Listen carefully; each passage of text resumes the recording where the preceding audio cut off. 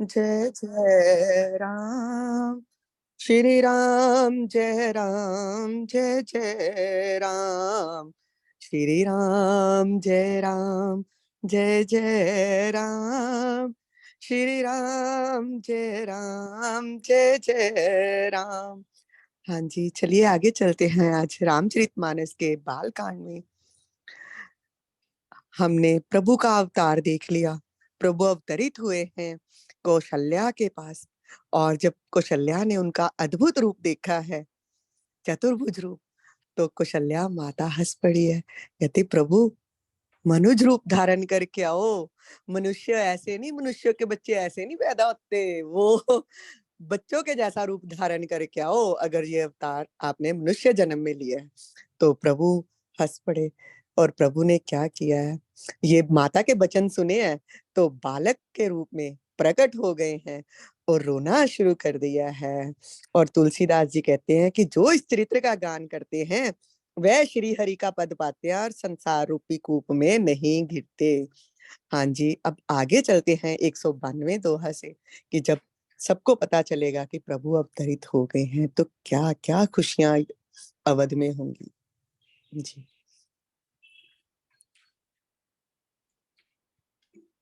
देखो कैसे प्रभु संत हित लीन मनुज अवतार, निज इच्छा निर्मित तनु माया गुण गोपार। सियावर राम जय जय राम, मेरे प्रभु राम जय जय राम। सुन शिशुरूदन परम प्रिय बानी, सब सब्रह्म चली आई सब रानी। हर्षित जह तह धाई दासी, आनंद मगन सकल पुरवासी। दशरथ पुत्र जन्म सुनिकाना, मानहु ब्रह्मानंद समाना।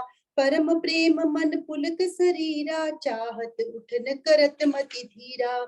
जाकर नाम सुनत शुभ होई, मोरे गृह आवा प्रभु सोई। परमानंद पूरी मन राजा, कहा बोलाई बजावहु बाजा। गुरु वशिष्ठ कहाँ गयो हकारा, आए द्विजन सहित नृप द्वारा। अनुपम बालक देखन जाई, रूप राशि गुण कही न सिराई। नंदी मुख सराध करी, जात करम सब कीन। हाटक धेनु बसन मनी, नृप विप्रन कह दीन। सियावर राम जय जय राम, मेरे प्रभु राम जय जय राम। हाँ जी, चलते हैं आगे। और जब प्रभु ने ऐसा रूप धारण करके रुदन किया है, देखो कैसी कृपा है कि प्रभु जो है मनुष्य रूप धारण करके जैसा जैसा हम माता पिता जैसा उन्हें कहेंगे वैसी ही आज्ञा मानते हैं, और भक्तों के हित के लिए अवतरित भी हो रहे हैं प्रभु इस धरा पर। और जब बच्चे के रोने की आवाज सुनी है और सब रानियां फटाफट दौड़ी हैं, सारे पुरवासी आनंद में मगन हो गए हैं, क्योंकि इतने सालों की प्रतीक्षा के बाद दशरथ के घर में बच्चे की किलकारी की आवाज सुनाई दी है। और जब दशरथ जी ने पुत्र का जन्म कानों से सुना है तो ब्रह्मानंद में ही समा गए हैं, और मन में अतिशय प्रेम है, शरीर पुलकित हो गया है, और शरीर को संभाल कर वह उठना भी चाहते हैं। जब मन में बहुत आनंद होता है ना, तो दिल करता है कि बस बैठे ही रहो आनंद में, उस आनंद का अंदर ही अंदर जो है पान किया जाए, ऐसा ही लगता है। और जिनका नाम सुनने से ही कल्याण होता है वही प्रभु मेरे घर में आ गए हैं, ये सोच सोच कर राजा का तो मन जो है परम आनंद से पूर्ण हो गया है। उन्होंने बुलाया है सबको कि बाजे बजाए जाएं, और गुरु वशिष्ठ को बुलाया है कि ब्राह्मणों को साथ लिए राजद्वार पर आए हैं गुरु वशिष्ठ।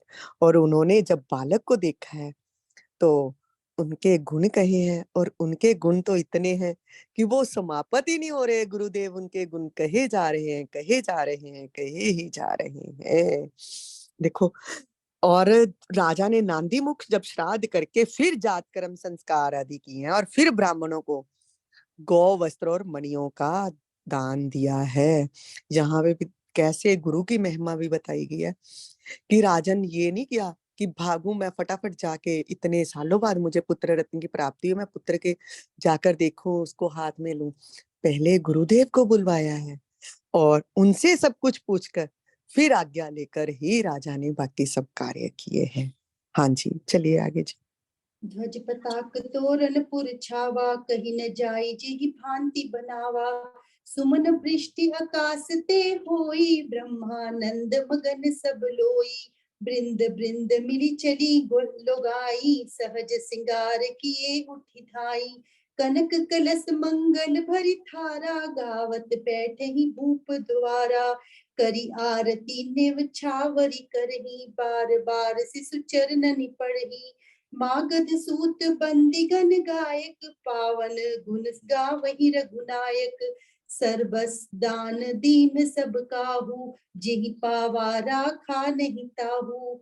मृग मद चंदन कुमकुम कीचा, मची सकल बिथिन बिच बीचा। गृह गृह बाज बधाव शुभ, प्रगटे सुषमा कंद। हर्षवंत सब जहाँ, नगर नारी नर वृंद सियावर राम। जय जय राम, मेरे प्रभु राम। जय जय राम।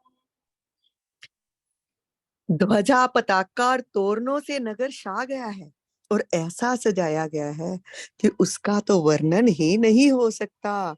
आकाश से फूलों की वर्षा हो रही है और सब लोग ब्रह्मानंद में मग्न हैं। स्त्रियां झुंड की झुंड मिलकर चली और श्रृंगार स्वाभाविक ही जैसा श्रृंगार किया वैसे ही उठ के दौड़ उठी हैं और सोने का कलश लेकर थालों में मंगल द्रव्य बढ़ती गाती हुई राजद्वार में प्रवेश करती हैं। आरती करके निशावर करती हैं और बार बार बच्चे के चरणों पर गिरती हैं। मागध सूद वांदी जन और गवाए रघुकुल के स्वामी पवित्र गुणों का गान करते हैं। राजा ने सब किसी को भरपूर दान दिया और जिसने पाया उसने भी नहीं रखा। सभी गलियों के बीच बीच में कस्तूरी चंदन और केसर की कीच मच गई।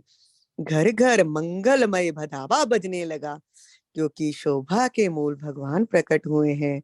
नगर के स्त्री पुरुषों के झुंड जहां तहां आनंद मग्न हो रहे हैं। जब सुना है सबने तो सब भाग उठे हैं। ये किसी ने नहीं कहा कि मैं श्रृंगार और कर लूं, जैसा ही स्वाभाविक श्रृंगार किया वैसे ही भाग उठे हैं। वाह, राजा, हमारे राजा के घर में पुत्र जन्म हुआ है। और क्योंकि सबको ये तो पहले से ही बोल दिया गया था कि प्रभु उत्पन्न होने वाले हैं, प्रभु अपने अंशों के रूप में अवतरित होने वाले हैं। और गुरु वशिष्ठ जी ने भी जब बालक के गुण कहे हैं तो ये सुने हैं तो सब भाग उठे हैं कि इस दिव्य बालक के दर्शन हम कर लें। आए हैं, आरती कर रहे हैं, निशावर कर रहे हैं। हम लोग भी कहीं कोई न्यूबॉर्न बेबी देखने जाते हैं, कहीं पे होता है कुछ, तो ऐसे वारना करते हैं ना, उसको वारना, तो निशावर निशावर कर रहे हैं। और राजा भी ऐसा है, राजा ने भी सबको भरपूर दान दिया, इतना दान दिया, इतना ज्यादा दान दिया है कि जो लोग लेके भी आ रहे हैं ना, तो उनको भी ये मन में इच्छा नहीं है कि अपने लिए ही संभाल कर रख लें, रास्ते में किसी और को देखते हैं और कहता है बड़ी प्यारी वस्तु ये लेके आया है, तो अच्छा तुम्हें चाहिए ये तुम ले लो। मतलब राम आए हैं तो हृदय भी सबके ऐसे आनंद से भर गए हैं। हर कोई जो भी संसारिक वस्तु किसी को मिल रही है वो आगे ही आगे लुटाए ही जा रहे हैं, लुटाए ही जा रहे हैं। सब गलियों में इतना आनंद सब में छाया है। कस्तूरी चंदन केसर की कीच मच गई है और घर घर में मंगलमय बधावे बजने लगे हैं और सब आनंदमय हो गए हैं। जय हो प्रभु, जय हो। हाँ जी। कैकय सुता सुमित्रा दो, सुंदर सुत जनमत भय ओ। वह सुख संपत्ति समय समाजा, कही न सकई सारद अहि राजा। अवधपुरी सोई ही एहि भांति, प्रभु मिलन आई जनु राती। देखी भानु जनु मन सकुचानी, तदपि बनी संध्या अनुमानी। अगर धूप बहु जनु अंधियारा अंधियारी, उड़ई अबीर मनहु अरुनारी। मंदिर मणि समूह जनु तारा, नृप गृह कलश सोइंदु उधारा।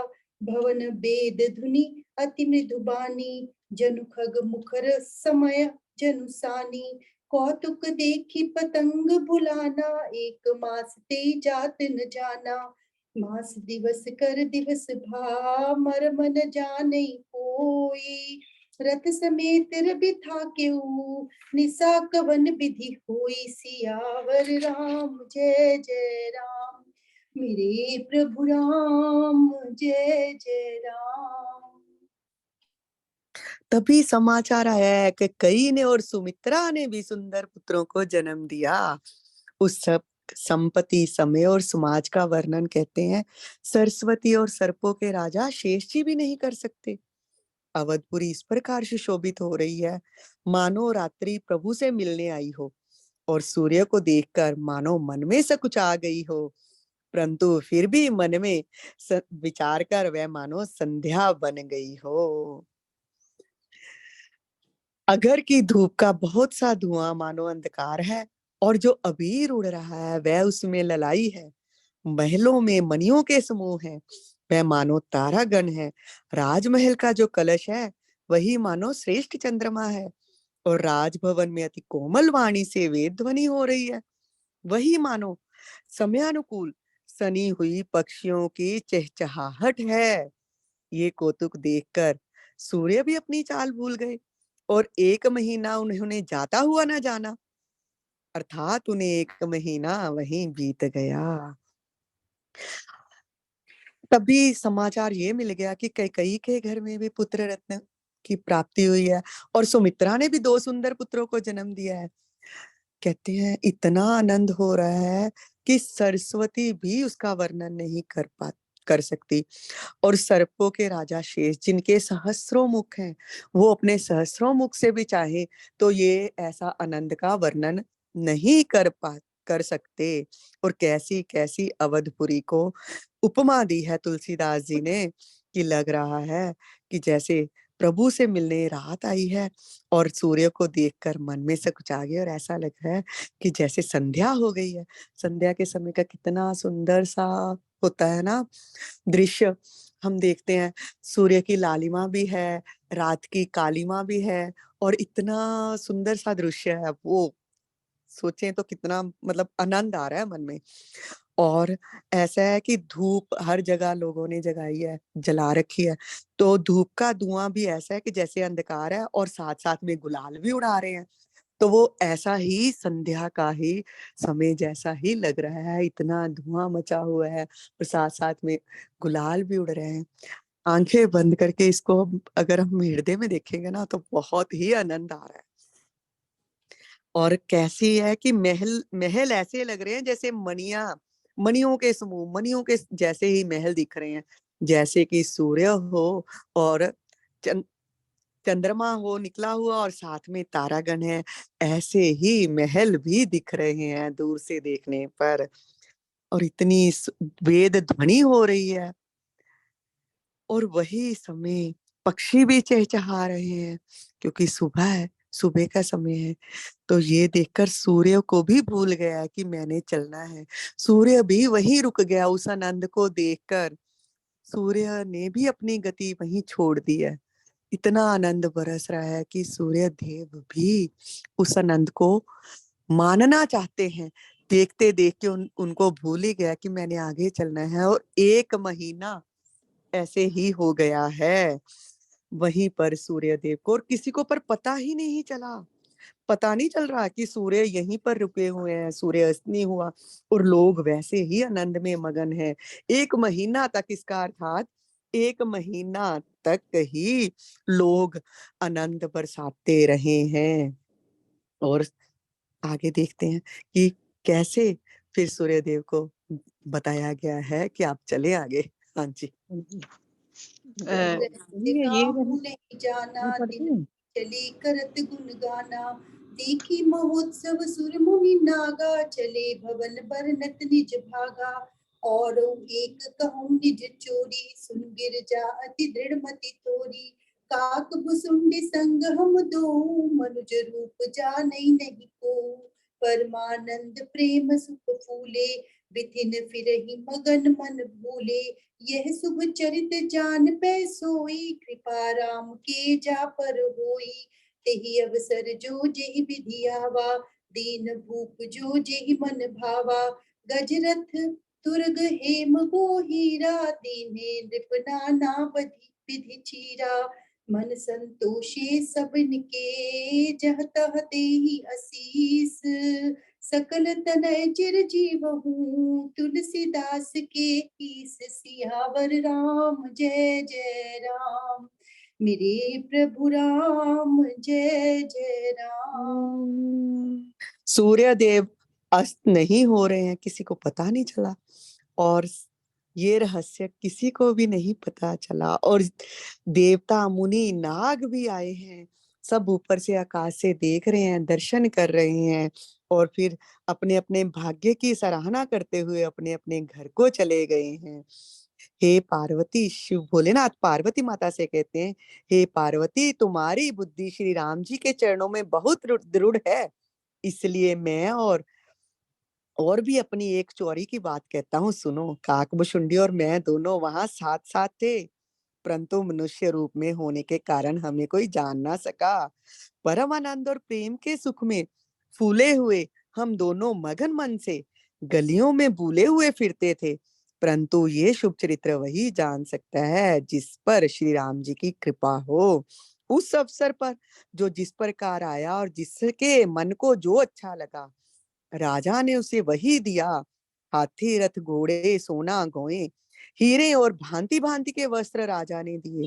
राजा ने सबके मन को संतुष्ट किया, और सब लोग यहाँ तहाँ आशीर्वाद दे रहे थे कि तुलसीदास के स्वामी सब पुत्र चारों राजकुमार चिरजीवी दीर्घायु हो। अब भोलेनाथ कहते हैं पार्वती माता से कि सूर्य तो एक मास रुका ही, सब आए, सबने दर्शन किया, सबने आकाश से ही दर्शन किया, नभ से ही, और चले गए हैं। पर पार्वती, मैंने तब तो तुम्हें ये नहीं बताया था, तब तो मैं ऐसे ही चला गया था बिन बताए ही तुम्हें। मैं अब तुम्हारी प्रभु के चरणों में जो प्रीति देखकर तुम्हें अपना भी ये रहस्य बता रहा हूँ। मैं काकभुशुंडी जी के साथ गया था उस समय प्रभु के दर्शन करने, जब प्रभु अवतरित हुए हैं, और ये एक मास तक मैं और काकभुशुंडी भी वहां पर ही रहे हैं, प्रभु के दर्शन करते रहे हैं। एक मास अर्थात जब सूर्य अस्त नहीं हुआ एक मास के लिए, तो एक दिन के लिए पूरा दिन मैं वहीं पे रहा हूँ। और हम मनुष्य के रूप में गए थे, अपने इस भोलेनाथ के रूप में नहीं गया था, मैं मनुष्य के रूप में ही प्रभु के दर्शन करने गया था, और किसी को पता नहीं चला। परम आनंद। और हम ऐसे ही गलियों में प्रभु के उस स्वरूप को देखकर घूमते रहे, आनंद में मस्त रहे। ऐसा अनुपम मनोहर प्रभु का वो स्वरूप था कि उसको देखकर इतना आनंद छा गया था कि हम ऐसे ही घूमते ही रहे गलियों में, हमें भी पता नहीं चला। और कहते हैं कि ऐसा अवसर था, अब आगे निकलते हैं वहां से बाहर, भोलेनाथ बता रहे हैं कि राजा ने तो ऐसा लुटाया है। कोई आया है, किसी ने कहा है, उससे पूछ रहे हैं क्या चाहिए तुम्हें, किसी ने कहा है मुझे घोड़े चाहिए, तो ये ले जा, घोड़े ले जा। वो घोड़े लेके जा रहा है, और उसको लगा नहीं मैंने घोड़े मांगे, मेरे को तो ओ, हाथी मांगना चाहिए था, गायें मांगनी चाहिए थी। उसने आगे किसी और को देखा, उसको कहा कि तुझे क्या चाहिए, वो कहता घोड़े, ये ले जा। वो फिर से आया भागा हुआ, राजन मुझे गाय चाहिए इतनी, ये ले जा। जो जिसने मन चाहा, हर एक को राजा ने इतना दिया है, इतना दिया है। लोग लेके जा रहे हैं और आगे जाके बांट भी रहे हैं, इतना आनंद छाया है सबके मन में। और कहते हैं कि इसी प्रकार राजा सबको दिए जा रहा है, दिए जा रहा है, और लोग संतुष्ट हुए हैं। और राजा के चारों राजकुमारों को और तुलसीदास जी के ईश जो प्रभु राम हैं, उनको भी आशीर्वाद देते हुए जा रहे हैं कि राजन, तुमने हमें इतना संतुष्ट किया है, तो प्रभु तुम्हारे इन राजकुमारों को दीर्घायु करे। क्या आनंद छाया है अवध में। जय हो। हाँ जी। राम राम जी, राम राम जी। कछुक दिवस बीते ही भांति, जात न जानिए दिन और राति। नामकरण कर अवसर जानी, भूप बोले पठे मुनि ज्ञानी। इस प्रकार कुछ दिन बीत गए और दिन और रात जाते न हुए, जान ही नहीं पड़ते। तब नामकरण संस्कार का समय जानकर राजा ने ज्ञानी मुनि श्री विशिष्ट को बुला भेजा। कर पूजा भूपति यस भाषा, धरे नाम जो मुनि गुनि राखा। इनके नाम अनेक अनूपा, मैं नृप कहब सहमति अनुरूपा। मुनि की पूजा करके राजा ने कहा, हे मुनि, आपने मन में जो विचार रखे हों वे नाम रखिए। मुनि ने कहा, हे राजन, इनके अनेक अनुपम नाम है, फिर भी मैं अपनी बुद्धि के अनुसार कहूंगा। जो आनंद सिंधु सुख राशि, सी करते त्रैलोक सुपासी। सो सुख धाम राम अस नामा, अखिल लोकदायक विश्राम।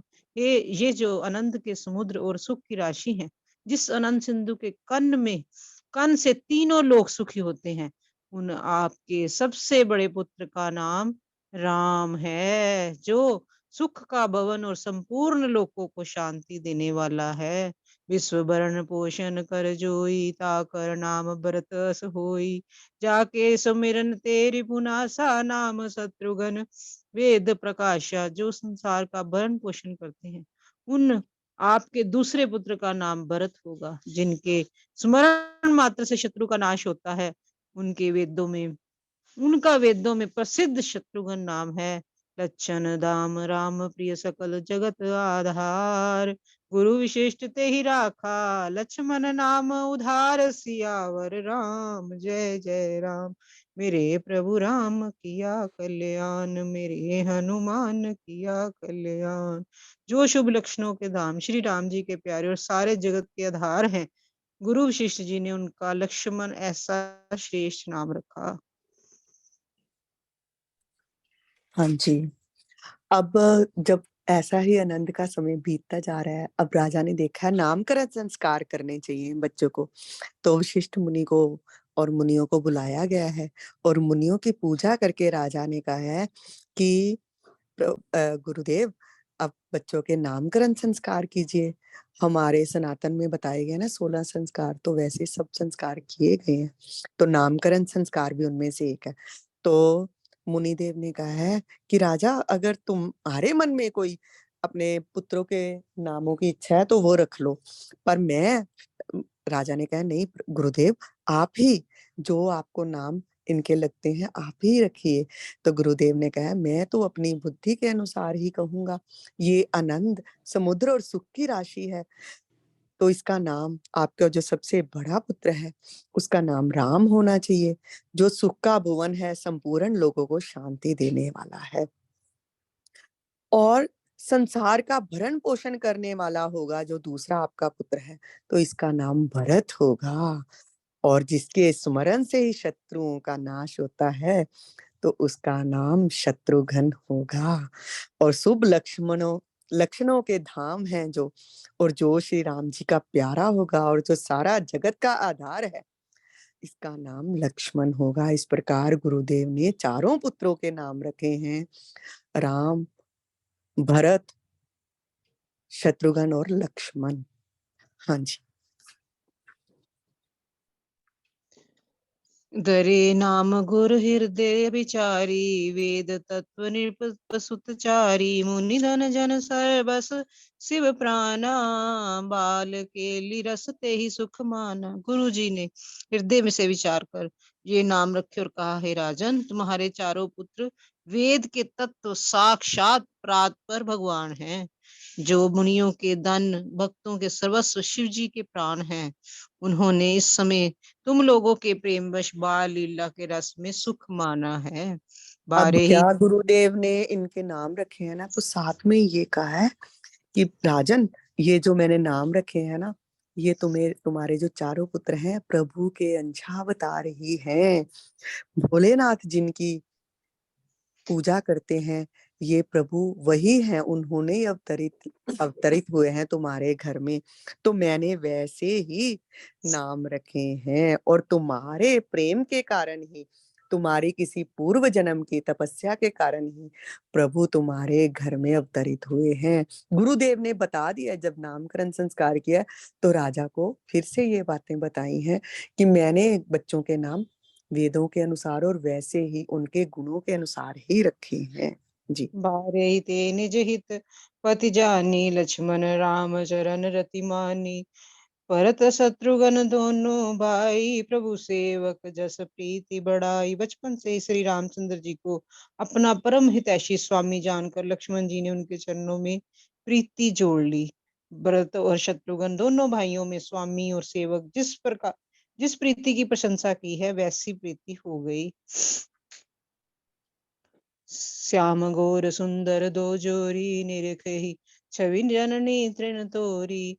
चारो सील रूप गुण दामा, तदपि अधिक सुख सागर रामा। श्याम और गौर शरीर वाली दोनों सुंदर जोड़ियों को की शोभा को देखकर माताएं तृण तोड़ती हैं। जिसमें क्या लिखा हुआ, दीठ क्या लिखा ना लग जाए। जो यो तो चारों ही पुत्र शील और रूप और गुण के दाम है, तो भी सुख के समुद्र श्री रामचंद्र जी सबसे अधिक हैं। हृदय अनुग्रह इंदु प्रकाशा, सोचत किरण मनोहर हासा। कबो उछंग कबो बर पलना, माहतो दुलारे करे कहे प्रिय ललना। उनके हृदय में कृपा रूपी चंद्रमा प्रकाशित है। उनकी मन को हरने वाली हंसी उस कृपा रूपी चंद्रमा की किरणों को सूचित करती है। कभी गोद में लेकर, कभी उत्तम पालने में लिटाकर माता प्यारे ललना कहकर दुलार करती हैं। व्यापक ब्रह्म निरंजन निर्गुण विगत विनोद, सो अज प्रेम भक्ति बस कौशल्या के गोद। सियावर राम जय जय राम। मेरे प्रभु राम किया कल्याण, मेरे हनुमान किया कल्याण। जो सर्वव्यापक निरंजन माया रहित निर्गुण विनोद रहित अजन्मा ब्रह्म है, वही प्रेम और भक्ति के वश कौशल्या जी की गोद में खेल रहे हैं। हाँ जी, चारों पुत्रों का नामकरण संस्कार भी हो गया है। और देखिए, जो राम है उनके साथ में लक्ष्मण हर समय रहते हैं, और जो भरत जी हैं उनके साथ ही हर समय शत्रुघ्न जी। और चारों भाई जब भागते हैं, खेलते हैं, उनको देख देख कर माताओं लगता है एक श्याम और एक गौर वर्ण वाला, एक श्याम और एक गौर वर्ण वाला। और उनको देख देख कर ना माताएं तृण तोड़ती हैं, अर्थात पता क्या करती हैं, उनको लगता है कि नजर ना लग जाए। चारों ही पुत्र एक जैसे ही हैं, पर श्री रामचंद्र जी तो सबको सबसे ही ज्यादा प्रिय हैं। कहते हैं कि जो सर्वव्यापक निरंजन निर्गुण विनोद रहित जन्मा ब्रह्म है, कैसे कैसे खेल रहा है कौशल्या की गोद में, भक्ति के वश। तो भगवान को अपने हृदय में धारण करना है, तो भक्ति से ही अपने हृदय को स्वच्छ किया जाएगा। तो प्रभु कर्ण रंध्रों से हमारे हृदय में प्रवेश करेंगे।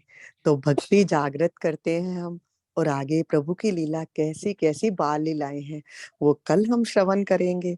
और श्रवण से ही जो कान हमारे पवित्र होते हैं, तो इससे ही प्रभु आहिस्ता आहिस्ता आहिस्ता आहिस्ता हमारे हृदय में प्रवेश करते हैं।